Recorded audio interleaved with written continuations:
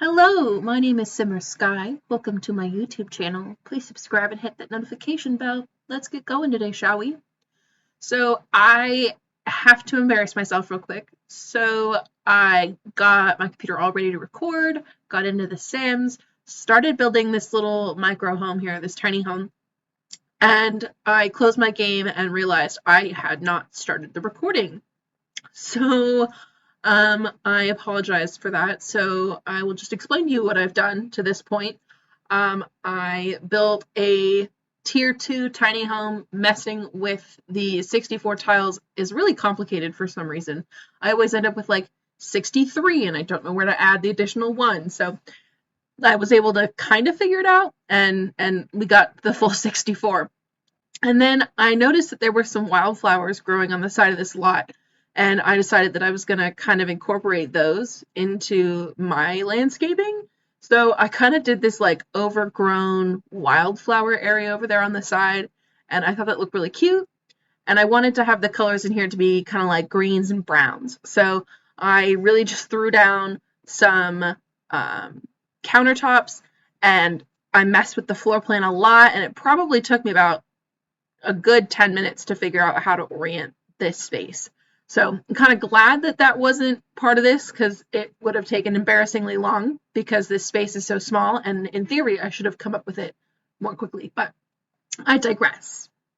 So the idea for this home was actually a nomad's home. So someone who maybe isn't at their house a whole lot, they travel a lot, maybe they bounce around for work, or maybe they just have time off. Maybe they work remotely or their job is to travel. So they travel all over the world and they really aren't home a whole lot. But when they are, they want it to be cozy. So I picked out a lot of like the travel furniture. So the accent tables that are actually like traveler's chests I used twice in this build. One is a side table and one kind of by that door. And I used the trunk looking TV stand underneath the television in the living space. I also found something in the bedside table category and ended up placing that next to the bed in the bedroom. There it goes right there. And then beyond those specific items, I kind of wanted to make it look like the other pieces in the home had been collected over time. Maybe the person collected souvenirs or pieces of furniture and stuff as they moved around throughout their life and eventually just settled here in this little tiny home. I have to admit, smaller homes are more difficult for me. I really like to clutter up spaces and to fill up whatever empty space there is. And obviously, in a smaller home, you really can't do that because there's not going to be a whole lot of empty space. So that kind of gets to me. But I also find it really difficult to figure out floor plans in smaller spaces.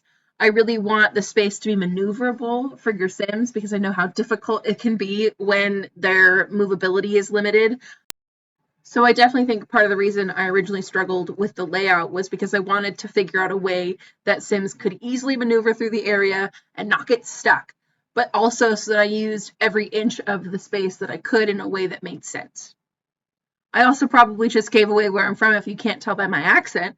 I am from America, and obviously we use inches and feet and miles to measure our distances. And I have to be honest, it's really annoying because I am about to be traveling to Scotland. I am so excited. It's the first time I've been out of the country, and I'm realizing that I don't know measurements for other places, and it's going to probably be an issue. Luckily, they speak English, and maybe eventually when I travel somewhere else, I'll learn other languages. But I'm like, how am I supposed to like figure out, oh, how far we're going or whatever? At least we'll be with a group, so I don't have to worry too much about it. But just small inconveniences of living in America that is like really annoying.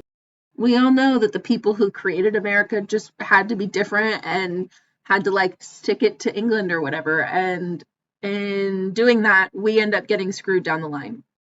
But no, no, no. The Americans' founding fathers had to be different and had to be complicated so that, they could show their strength or whatever. I don't even know. I don't even know. It's annoying. Anyway, that is 100% a first world problem, and I feel bad about complaining about it, but at the same time, like, these are the issues I'm dealing with. My cat is now on my lap. So if you hear her bells jingling or her meowing, don't mind her. She's just has to be involved all the time. So we are finishing up the bedroom here in this little tiny home. I really wish that our curtains were not so complicated. I really struggled to put curtains in, and I've been kind of forcing myself to figure out how they work rather than just like trying to put them down and then giving up right away. And I found a couple of them that work almost always without fail and without a whole lot of effort. So that one, I think that's actually a base game curtain that I just put down, but that one goes in a lot of my builds now because it's pretty easy to put down. It's not really fussy or anything, so my go-to now. As you can see, we are about to be finishing up this bedroom here. I really liked the green swatch, but I felt like it was a little much for like the whole room. So I was looking for that same wallpaper but in white, but alas, we don't have it. So I decided, whatever, it's fine. We'll just do the whole room in green. And I feel like because there is so many other colors in the room that it's not as bad as I thought it would be. So into this bathroom, I used the same tile wallpaper that I had in the kitchen, kind of tie that whole space together. And then I picked out this marble tile.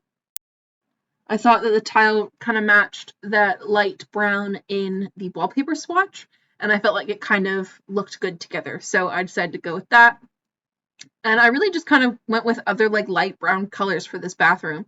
I didn't think to find like a teal that's in that swatch for the wallpaper, but I figured that that would be a little much anyway. And finding a perfectly matching teal is very difficult because teal is not a color category. So I digress again.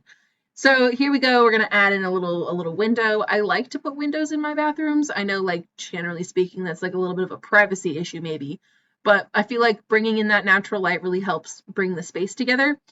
And that parenthood curtain is also one of the ones I found seems to snap really well without a whole lot of effort.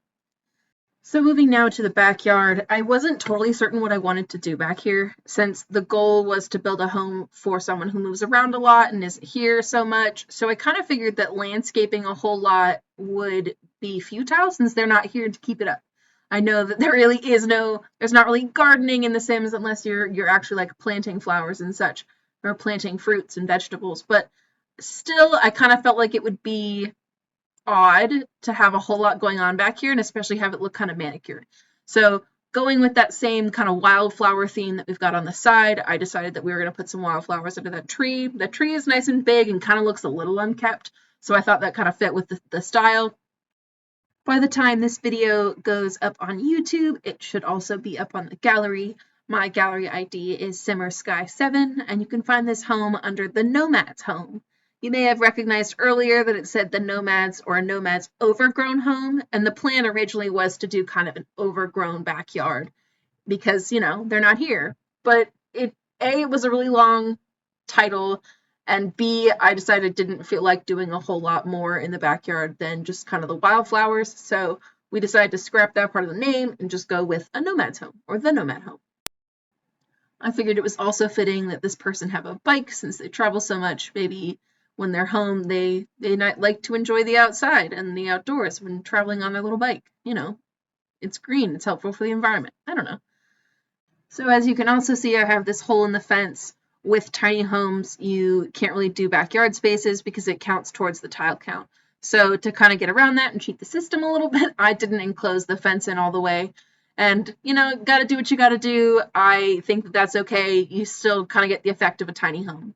So we are right about at the end here. Thank you so much for watching my video. I am sending you positive vibes and well wishes, and happy simming!